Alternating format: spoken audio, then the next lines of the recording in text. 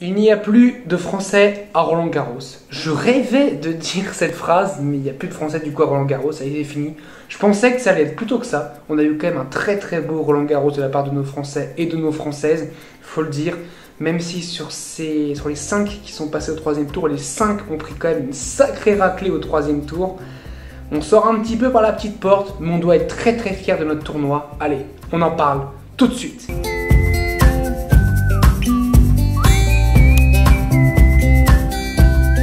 Salut à tous, j'espère que vous allez bien, je suis très heureux de vous retrouver pour une nouvelle vidéo. Aujourd'hui on va parler du jour 7 de Roland Garros, ça y est, 7 jours maintenant passés à Roland Garros. On a passé une première semaine à Roland Garros, première semaine intense. Maintenant c'est la course au grand, c'est un autre tournoi qui commence, c'est la deuxième semaine comme on l'appelle, qui commence à partir des huitièmes de finale. Et malheureusement, comme l'année dernière, il n'y aura plus de Français. On s'y attendait, clairement on s'y attendait cette année. On avait prévu un petit peu un fiasco, mais je trouve justement que ça n'a pas été un fiasco. Et qu'avoir des Français au troisième tour a été quand même une sacrée réussite. Et ça montre encore plus la légende, enfin les légendes qui étaient Tsonga, Simon, Monfils, Gasquet à leur meilleur niveau, qui étaient quasiment tout le temps en huitième de finale. Notamment Joe Tsonga qui était quasiment souvent en quart de finale, très souvent en quart de finale pour Joe Tsonga. Donc voilà, là on a des Français au troisième tour et on est content, on s'en contente.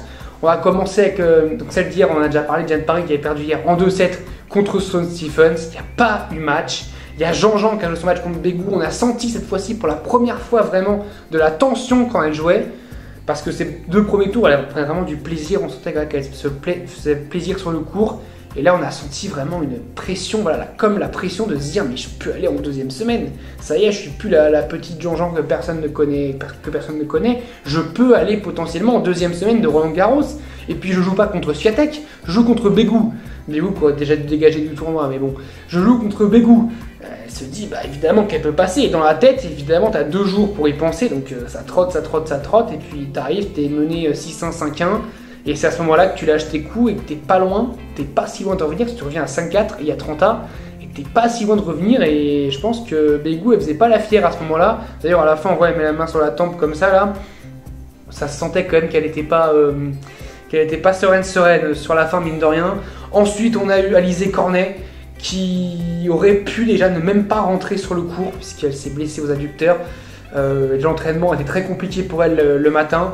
On sentait, elle savait même pas si elle pouvait aller sur le court. Elle y a été parce que c'est Roland Garros. Ça aurait été n'importe quel autre tournoi, même Wimbledon, même l'US Open, même l'Open d'Australie, elle y serait pas allée, je pense. Et puis elle a pas pu. On a vu que les déplacements c'était très compliqué. Zeng, dès qu'elle la faisait bouger, elle pouvait pas bouger. Alors oui, elle prend voilà 6-0, 3-0 à l'abandon à ce moment-là. Il n'y avait pas de match clairement. Le public qui la siffle à la fin, franchement, c'est pas fou.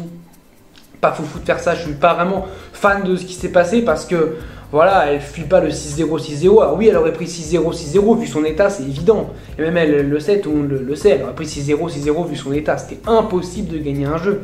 Parce qu'avec les adducteurs morts sur terre battue, bon courage pour jouer au tennis, c'est impossible. Et surtout, elle devait souffrir. Et je pense que la douleur était tellement insupportable qu'elle n'a pas pu. Mais voilà, je trouve ça un petit peu moche de la siffler, sachant qu'on l'a acclamé il y a 2 jours. C'est toujours ça un petit peu le public français, quand on gagne on acclame et dès que par contre on perd bah on siffle.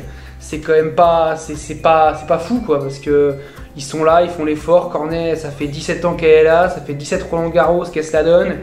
Et puis bah voilà, elle fait un truc, enfin une mauvaise performance pour certains, de perdre contre Yuan Zheng qui est une espoir du tennis féminin, qui va jouer Swiatek d'ailleurs, ça va être un match très intéressant, mais qui est une espoir du tennis féminin, mais il n'y en a pas beaucoup qui la connaissent, mais voilà, c'est pas une honte de perdre face à une espoir du tennis féminin, on en parlera justement d'un autre joueur qui perd face à un espoir du tennis masculin, mais c'est pas une honte de perdre face à une future espoir, peut-être une future numéro 1 mondiale. Franchement, c'est pas une honte pour Alizé Cornet, qui jouera du coup Zheng, jouera du coup Swiatek. Un match intéressant parce que Swiatek a vraiment eu un peu de mal, elle gagne 6-3, 7-5 quoi, mais elle a eu un peu de mal face à Kovinic.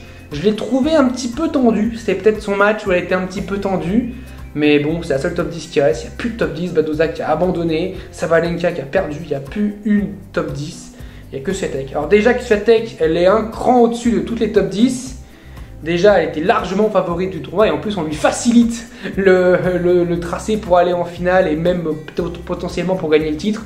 Voilà, je pense que Swiatek est quand même là 2-3 crans au-dessus de tout le monde. Et elle est largement favorite. Je sais même pas qui serait pour moi la deuxième joueuse qui peut gagner le tournoi. Peut-être, je sais pas, une Coco Gauff ou une Anisimova peut-être. Parce que franchement, je vois pas qui d'autre peut aller chercher Iga Swiatek. Du coup, après on a eu Gilou Simon, on y a cru pendant l'échauffement et puis, comment dire, l'espoir s'est vite éteint, au départ, il se fait double breaker dès le début, je me dis ah tiens c'est comme face à Steve Johnson, on retrouve le vrai Gilou, ça veut dire qu'il met du temps à rentrer dans les matchs, et puis il a tellement mis du temps à rentrer dans le match qu'il n'y est presque jamais rentré au final, il perd 6-0, 6-3, 6-2 je crois, face à un excellent Marin Cilic, parce que Gilou était totalement cramé, il n'y avait plus d'essence sur le carburant, faut dire vu maintenant le prix de l'essence, bah, il n'a pas pu recharger son essence, le pauvre Gilou. Mais en face, Cilic était monstrueux parce que voilà, on avait un Simon qu'on ne pouvait plus et en plus un Cilic qui lui a pas donné une seule occasion d'y croire et le public d'y croire. Par contre, à la fin, j'ai beaucoup aimé quand même tout ce qui s'est passé à la cérémonie pour Gilles Simon. Beaucoup d'émotions. Marin Cilic, on l'a vu vraiment très sympa avec Simon, très classe avec Gilou. À la fin, je ne sais pas si vous avez vu, mais sur la caméra de la fin de match, il a mis voilà, bravo. Bravo à Gilles Simon, merci, je te souhaite le meilleur. Très classe de la part de Marin Cilic, hein, Simon après qui a fait un petit peu d'humour en disant voilà, je mène toujours 6-2 face à Marin Cilic. C'était sa bête noire, mais bon là on a vu clairement que les jambes ne suivaient pas parce qu'il faut avoir des jambes pour battre Marin Cilic. Et là les jambes ne suivaient pas, hein. Il ne pouvait clairement pas ramener les frappes de Marin Cilic qui a mis tous ses coups gagnants, je crois plus de 40 coups gagnants. Il a été phénoménal, et je crois même un Simon on va dire... même aller un Simon au niveau de son premier tour, c'était très compliqué de battre Cilic, parce que Cilic a joué un très très bon match, et ça aurait pas du tout été facile, et c'est pour ça d'ailleurs que Cilic, il a dit d'ailleurs à la fin du match à Simon, il a dit ouais, je t'ai pas laissé plus de jeu, parce que je sais qu'un gars comme toi, si tu commences à remonter, après tu me rentres dans la tête, et à partir de ce moment-là, c'est fini. En tout cas voilà, bah, c'est fini pour Gilles Simon à Roland Garros. On le reverra encore un petit peu pendant 7-8 mois. En profiter de Gilou parce que c'est un personnage à part, hein, c'est clairement, voilà, c'est le moins populaire on va dire, je pense, des 4 mousquetaires, même s'ils n'aiment pas le terme, mais voilà, c'est Gilou quoi, c'est comme il a dit, lui, il peut pas s'appuyer sur une grosse première, sur un gros coup droit, et ben, il s'est appuyé sur la science tactique qu'il avait, sur cette intelligence de jeu qu'il pouvait créer. Et puis voilà, il a même dit voilà, les matchs de 4 heures que je joue, non, j'aime pas jouer 4 heures, mais j'ai pas le choix. Il dit j'ai pas le choix, moi j'ai pas de grosse première, j'ai pas de gros coup droit, j'essaie juste de rentrer dans la tête de l'adversaire et c'est ce qu'il fait. Et c'est ce qu'il a fait admirablement bien. Moi je pense que sur les 4, alors peut-être avec Tsonga aussi, mais c'est peut-être celui qui a 95% à tirer le maximum de ce qu'il pouvait tirer. Je pense qu'il y a sur les 2 joueurs où il y a le moins de regrets à avoir en termes de français, même si les 4 ont fait une très bonne carrière, hein, je dis pas du tout le contraire, les 4 ont été monstrueux et il faut leur dire merci aux 4. Mais je pense que les 2 voilà, qui ont tiré le maximum de leur carrière, c'est Joe et Gilou, parce que Tsonga, voilà, il fait une finale de Grand Chelem. Alors oui, il aurait peut-être pu la gagner, mais il mènerait un break, mais bon, on ne ferait pas la vie. Et puis Gilou, il avait clairement des qualités tennistiques moindres que les 3 autres. Il était clairement, je pense, moins bon, enfin je suis sûr même, moins bon tennistiquement. Mais il avait une telle intelligence que voilà, ça le rendait vraiment au-dessus. Et au-dessus de la mêlée par rapport à certains joueurs. Et imaginez un mix des 4 entre Tsonga, Gasquet, Monfils et Gilou. Wow, je pense qu'on aurait peut-être eu le meilleur joueur du monde, même de l'histoire du tennis, parce que là, ça aurait été dingue. Le service et le coup droit de Joe, les capacités athlétiques de Gaël Monfils, le revers de Richard Gasquet et la science tactique de Gilles Simon, mais ça aurait été impressionnant, ça aurait été incroyable, ça aurait été divin même. Mais bon, voilà, malheureusement, on a perdu Gilles Simon. Merci Gilou, merci pour toutes tes émotions procurées. On te reverra très vite, Gilles Simon, et puis un autre joueur qu'on a envie de revoir très vite, Hugo Gaston, mais qui malheureusement n'a pas fait le poids face à Holger Rune. J'aurais pensé que sur une night session, il aurait pu le gêner un petit peu. Beaucoup, même j'aurais même pensé qu'il aurait pu le gêner. Mais vraiment, Rune, franchement, Rune, le gars, le public, il en a rien à faire, quoi. Alcaraz, même Alcaraz, quoi. Alcaraz qui pourtant dans sa tête est un monstre. Il a craqué à Bercy. Holger Rune, rien. Le gars, il a montré rien du tout, il est resté solide. Alors c'est un Scandinave, je sais bien que c'est un Danois, mais bon, le gars, comment dire, il prend des bains froids à moins 20 degrés, donc il a un mental d'acier, mais là, tenir le public de Roland Garros, il fallait le faire quand même, tout en night session face à Hugo Gaston qui fait lever les foules à chaque fois.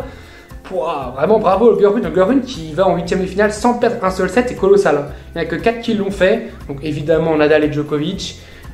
Daniil Medvedev dont personne ne parle, mais qui pour moi peut potentiellement aller très loin, qui jouera Marin Cilic au prochain tour.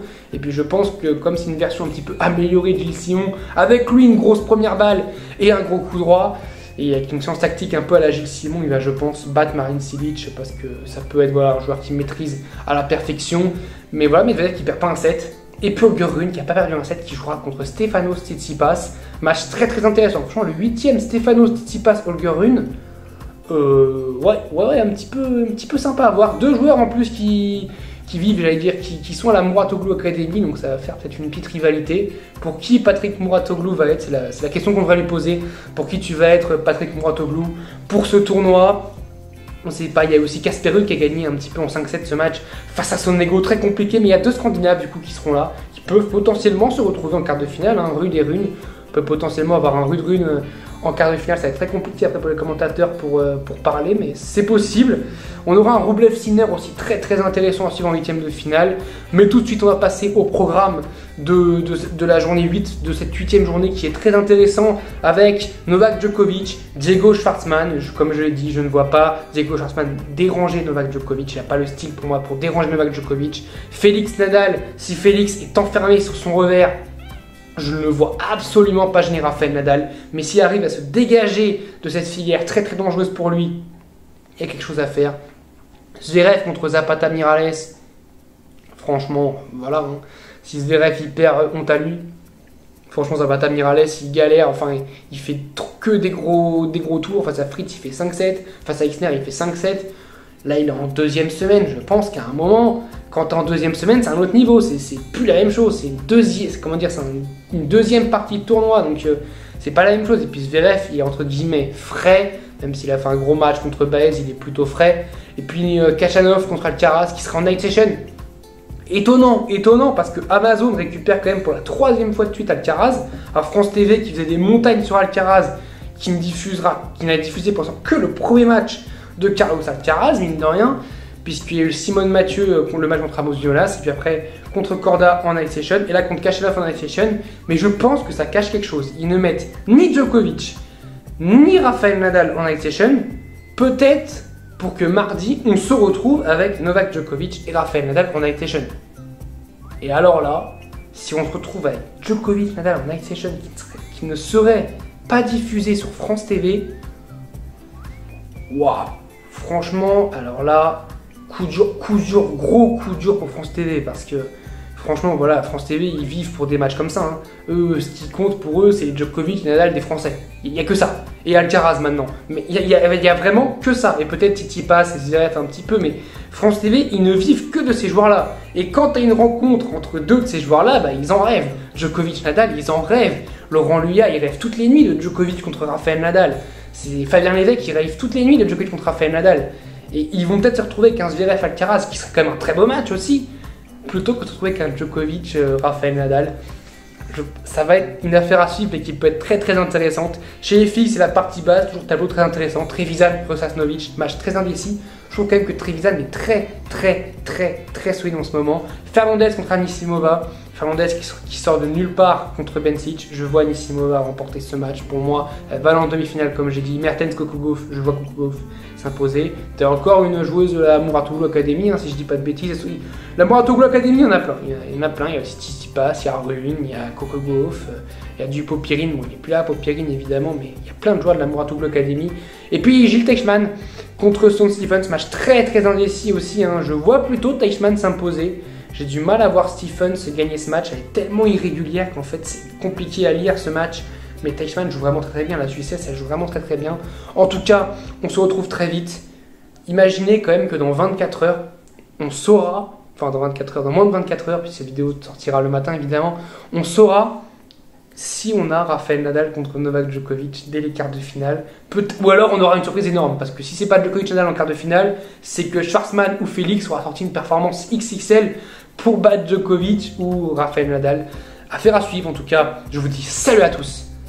Merci du soutien encore une fois. Portez-vous bien.